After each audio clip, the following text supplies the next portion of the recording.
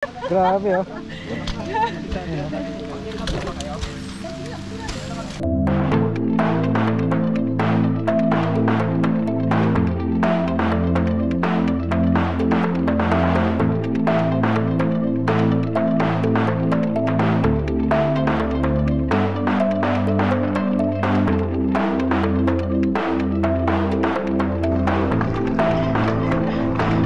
Speed. Opya. Oh.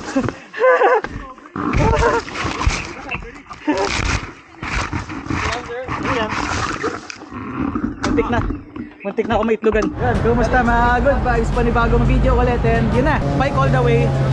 Ang pangalan ng trail is Mount Kinakalimutan ko. Kinapuin. Yun, Mount Kinapuin. Yun. Mount 650. And yan, time check 6:08. So naghintay kami mga 30 minutes sa Shelly B dito sa Marcos Highway. And yun, yung ride namin sa Mount Kinapuin or yung Mount 650 na tinatawag. So ride muna akit kaming boso-boso, tapos stopovers kinain ng Baling sa taas para lang mag-breakfast. Yun, so kasama natin mga taga South, sina JM, tsaka ito yung birthday ride nila eh. Okay, sinimulan na namin yung ride packet ng boso-boso. Ang ride sa Mount Kinapuin o yung tinatawag na Mount 650 o Route 650. Nasa Barangay Kalawis at may taas na 550 meters above sea level. Isa sa mga masusukal na daanan. Maging swabe kaya ang ride namin at maabot ng taas? Malaman natin. For now, ahon muna pa Rizal. Kung bago kayo sa channel na to, welcome sa inyo. Please subscribe now and click the bell button para notified kayo kagad sa mga susunod na videos.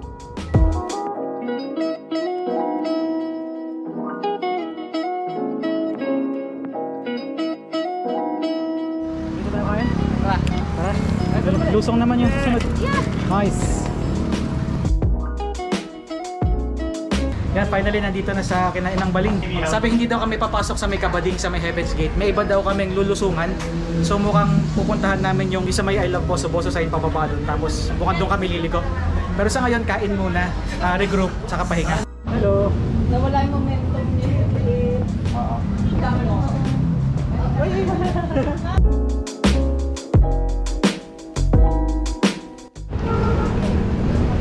Yun, so hindi kami papasok dito sa Kabading.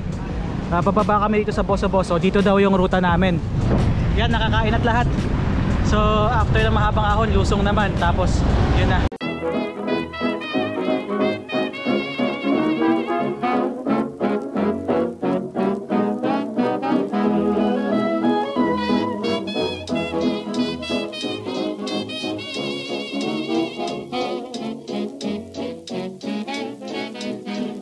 Kaliwa raw dito.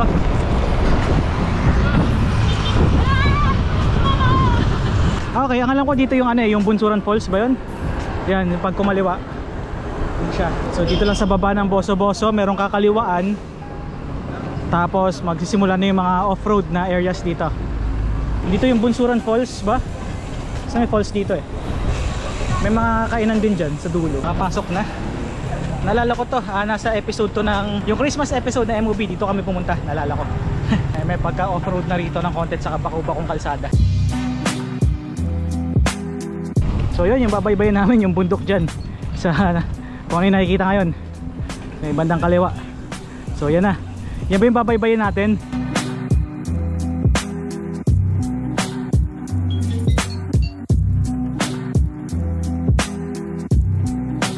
Ayan, nakaliko na kami. Pagliko pa lang, sasalubong na yung malubak na daan, pati ang rolling na kalsada. Punchy yung mga akyat, pero mababawi naman sa mga lusong. Diniretso na namin hanggang sa looban. Wow, ganda. Nice. Araw ah.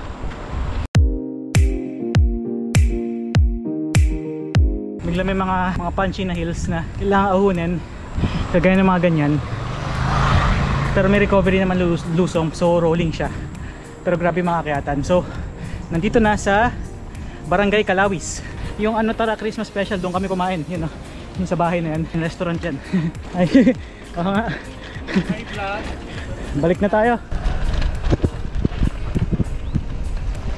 So ito, birthday ride nila eh. So naki-join tayo para malaman din yung lugar na to. Kasi first time kong mapupuntahan to.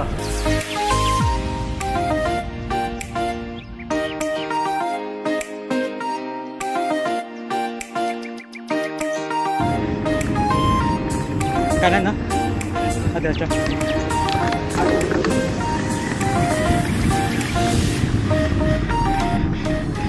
Stop over muna dito sa looban. Meron lang bibili ng mga stocks yung iba para kasi wala daw tindahan pagpasok sa trail. Grabe ka, Lay. Samo kami ni Ayaya lagi. Nabudol lang din ako. Self-budol. Asan? Good budol. Yan, okay. So, dito kami papasok. Tapos dito daw, pag diniretso yung Malasya Loop. Pero hindi kami dyan. Malala dyan. Dito muna. 16, 17, 19. Biglang ganun, 20. Grabing bunga dyan. What?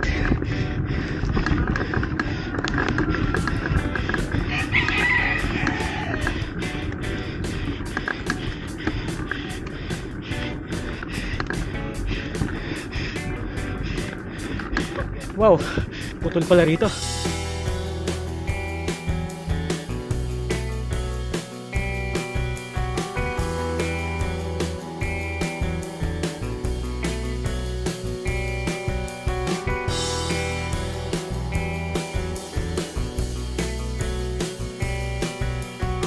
Yan o.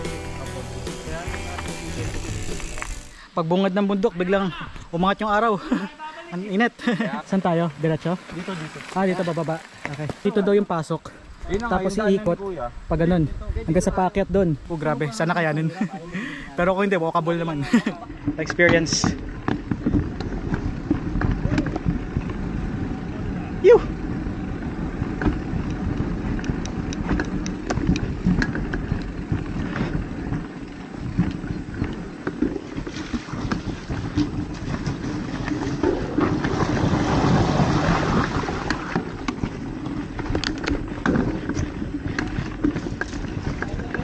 Ride the balls.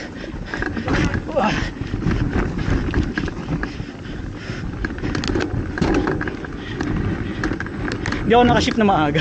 Hirap.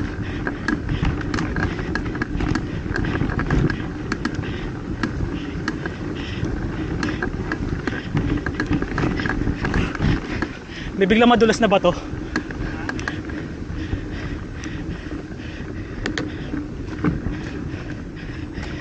Biglang may madulas na bato.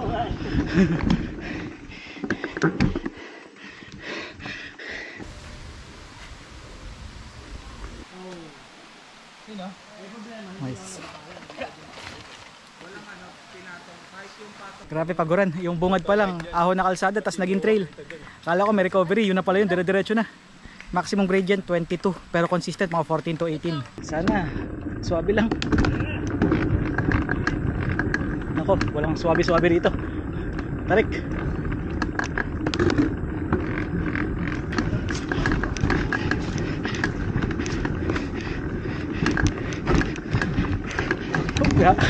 Wala, gitna talaga. Makita ko na eh.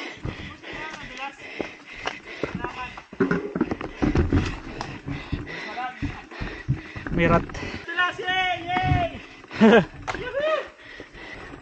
Shit, di ko alam kung saan bubuelo. Ngayon lang, pag tumukod, di makakasakay. Ang hirap. Lakarin ko na lang. Hanap ako ng patag. Hindi niya ayoko eh. Tapos, kasi oh. Oo nga. Pag isang kabig mo lang, lubog ka rito eh. Shit, sorry. Okay lang. Tutuhog. Lakad na lang, tutuhog pa. Ayan, sinimulan na namin sa trail pagkatapos ng unang stop. At dito pa lang napapansin na namin yung masukal na daanan paakyat. Malala yung mga ruts, talagang laglag ka pag nagkamali ng kabig. At sa sobrang tarik, mawawalan ka ng balanse. Naglalaro sa mga 16% hanggang 22% yung gradient. Tapos bugbog pa yung trail. Pag ganyan talagang no choice kundi magtulak. Kaya yan, anli tulak kaya tiyaga-tiyaga na lang. So ito yung hinike namin, hindi kalahati lang. Wala pang kalahati yun na bike. Yung sa bungad ng ahon na to kasi grabe ang lalalim ng ruts. So hike na lang kami hanggang dito sa hopefully rideable na to, itong part na to. Grabe.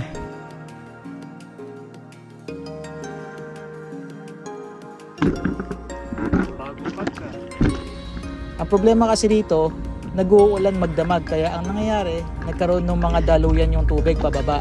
And yun, nag-contribute din dito yung pagbungkal sa lupa. Kaya yun nga, ang lalalim ng mga ruts, kaya ang hirap pumili ng linya. Oh, grabe ruts. Lala.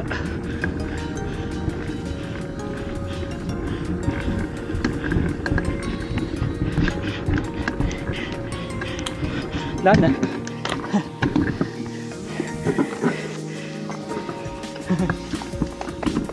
Ay, naka-granny.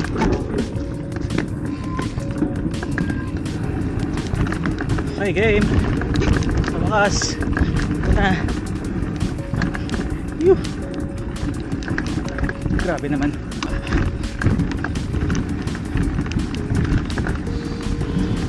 Narinig ko na yung tubig ah. Naka-refresh naman. Oy, ba't may ganyan? Ha. Saya naman. You know.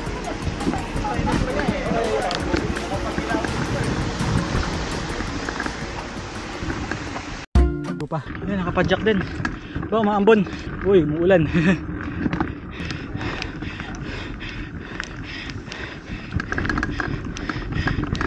Biglang ulan.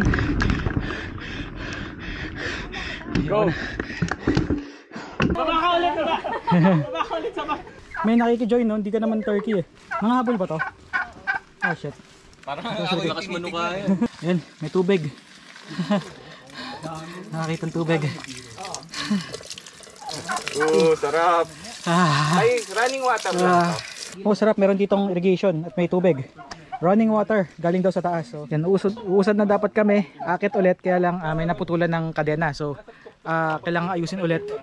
Tapos, habang pausad na kami, biglang umaraw. Yan, nag-uulan kanina ng konti. Tapos ngayon umaraw. So, ayan, basa. Tapos tuyo ulit. Nagbuhos pa naman ako kanina.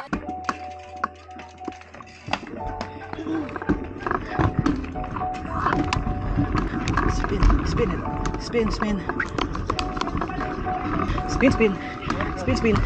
Up.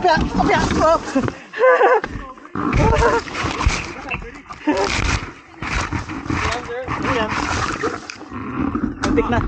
Muntik na ako maitlogan. Bike.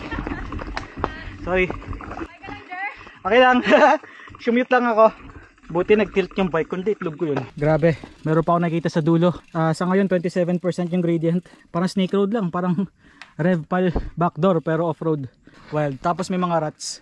Matitiis sana, kaya lang may mga ruts. Pag nawawalan ako ng control, pag kumakabig-kabig na ng ganyan, nawawala na, lumulubog na ako dyan sa mga ganyan. Tapos bababa na ako, tukod na. 27%. Kaya dun. Hi, shit. Andy ruts. Yun. Nakapag-bike na. Ay, salamat. Uy, lamig, sarap. Ay, gagi.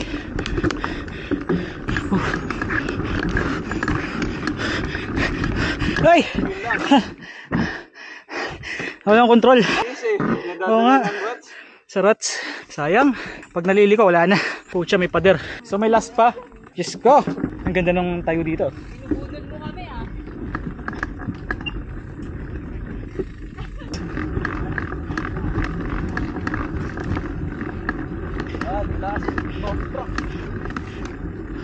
Yew!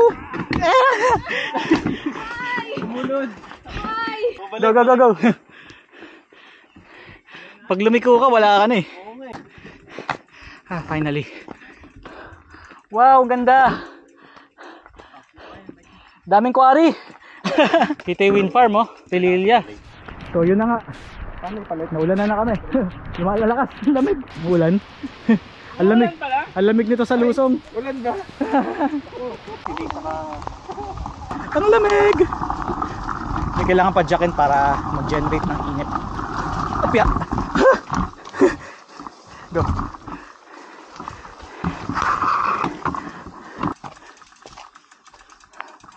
Kuya. Grabe lala. Yun, yung tinulak namin. Tapos meron pa sa dulo. Tapos may naabot na kami mga motocross riders. Sobra, wala na masyadong kapit.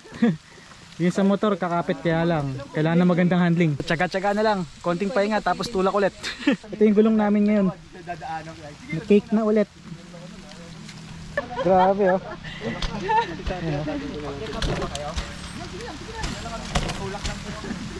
Yung kabayo.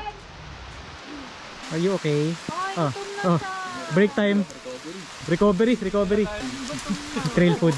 Sana all pwedeng kumain ng damo. Pwede rin naman. Okay, hiking time. Lusong lang, tapos tulak sa ahon. Mukhang wala nang kapit. Yun na nga. Ayun na nga. Grabe.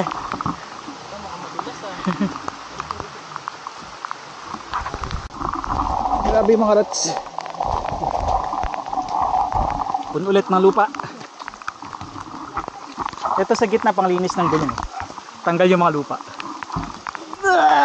Wow. Wild. Or di baka sumabit. Kaliwa lang pwedeng hawakan ng fork. Oo nga pala, lefty. Clear ng view. Yun na nga. Happy birthday. Happy birthday ride. Best! Ay grabe, inabutan ng ulan pero masaya pa rin. Only tulak. Masaya ba yun? Ano lang yun, 5 kilometers lang yun simula sa pinakababa pero grabe, grabe talaga. Salamat kay Errol sa pag-guide. Salamat kayo sa pagbudol. Sa pagbudol. Hindi ako si Harold. Hey, mahirap ba? Hindi! Sobrang hirap! Yan, so ito yung mga birthday cake, fudgy bar, saka birthday bread. Mga basang sisiw. Take advantage na rin habang pababa para mag-generate ka ng init. Kasi pag nag-stay pa kami rito, lalo kami giginawin. So yan, nagre-ready na kami.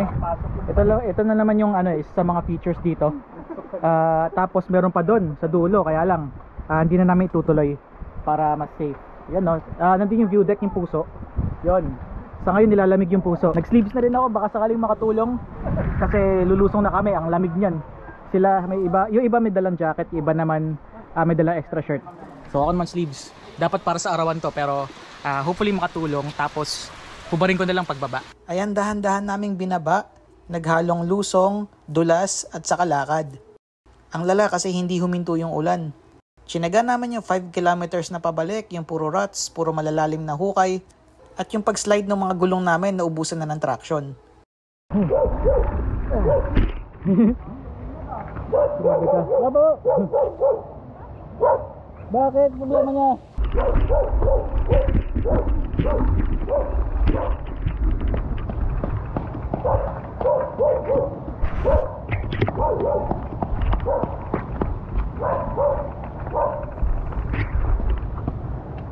Yan na yun. Yan na yung exciting part. Yan na, pagkatapos ng tawid na to, yung yung ahon. Mukhang lublub na talaga to. Walang no choice. Go na. Mababaw lang. Oo. Hanggang ankle. Ay, mukhang malalim. Ay, lalim. Ay, gusto ko lang naman magbike. Buti na lang safe kaming lahat na nakababa, and ito na, nakabalik na kami sa jump off. Yan, finally, nandito na sa jump off point nung bundok. Pahinga muna, bili lang ng mga inumin dito sa tindahan, tapos usad na kami pabalik. So ride all the way. Ang ruta namin Marcos Highway ulit, so bababa kami ng Boso-Boso, tapos Masinag, and then Marikina papuntang C5. Ang hassle naman pagbaba namin dito, biglang nagkakaroon ng araw, luminaw yung sky, pero mahirap na rin kasi magstay doon, di natin malalaman kung anong mangyayari. Time check 1 PM. Yan, so inabot kami yung 1:00. And kung sakaling magtatagal pa kami ron, di natin alam kung anong mangyayari, kaya bumaba na lang kami. Babalikan na lang to next time para at least mapuntahan to na may clearing, mas kita yung view. Ikaw na lang! Ayo, hello. Ay, magkano lang? Mga bata. Ganyan pa rin. Gusto ko yung Ang dami nila oh. Yan, magkakaso.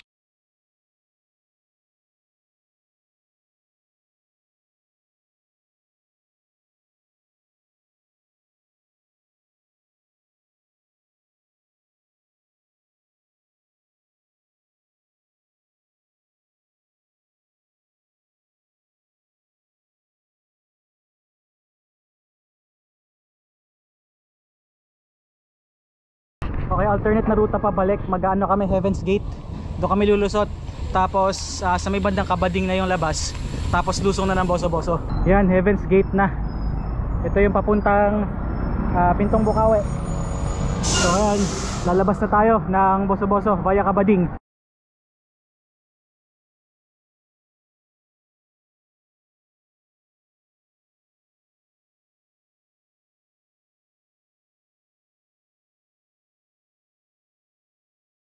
Yan, nakalabas na rin ng Kabading. Nakabalik na rin dito sa taas ng Boso-Boso. Ayun, kinain ng Baling. Tapos bababa na lang kami hanggang Masinag. Tapos C5. Yun, Marikina tapos C5. So that's our Mount Kinapuin ride. Hindi man naging maganda ang view sa taas o natapos na maayos, pero enjoy pa din dahil sa kakaibang experience. Misadventure talaga pero mapag-uusapan. May mga panahon talaga na hindi natin makokontrol ang sitwasyon. Kagaya nilang ito ng terrain ng bundok at ng weather. Pero ang importante is kung nakokontrol natin yung weather inside ourselves. Then, if that's the case, we can overcome the weather outside. This is one epic ride dahil umaraw at umulan, tuloy-tuloy lang kami. Diniretso na namin sa C5 para makauwi na sa wakas. Kung pupunta kayo sa Mount Kinapuin, make sure na maganda ang panahon at handa sa mga posibleng aberya. So that's it. Thank you for watching. Maraming salamat sa pananood. I hope na enjoy nyo itong video na to at sana maging reference sa pag-ride sa Mount Kinapuin. If you have any questions, suggestions, or kung may masashare kayo tungkol sa Mount Kinapuin, please let me know, comment below. Please subscribe now and click the bell button para notified kayo kaagad. That's it for today. Ride safe.